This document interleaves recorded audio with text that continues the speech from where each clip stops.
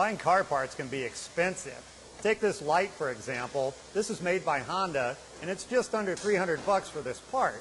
But you do have options. This light over here is also made by Honda, but it's a fraction of the price of this one. In fact, it might be half price.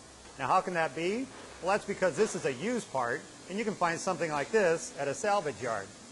A salvage yard is a place where many vehicles end up after they've been totaled out in an accident.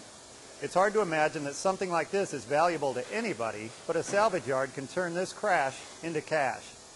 Here's an example of where used parts come from: a vehicle that's been damaged beyond repair. Even though a car like this has heavy damage to the rear end, the front half of the vehicle is still in good shape. All of the undamaged parts will be removed from the vehicle, barcoded, and put into inventory. The parts of the vehicle that are not put into inventory by the salvage yard are sent to be recycled for their raw materials. Parts that are available at salvage yards include large assemblies such as front clips, aluminum and steel wheels for just about every type of vehicle, parts of the driveline such as engines and transmissions, all kinds of lighting from headlights to taillights, doors, fenders, and other sheet metal, and on and on and on.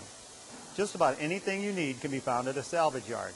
By the way, salvage yards should not be confused with junk yards from the old days. They are big business. Their staff uses computer systems to inventory and manage not only their own parts, but also parts from other salvage yards across the country. And don't think you have to be a mechanic to be able to buy parts at a salvage yard.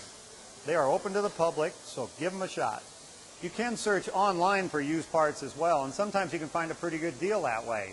The downside to that is when you get the part shipped in and it comes to you, if there's a problem with it, obviously you're going to have to pack it up and ship it back and hope that you get credit back for what you spent for it. Also, if you've got an older car, sometimes the new state-of-the-art salvage yards aren't going to stock an older part for your car.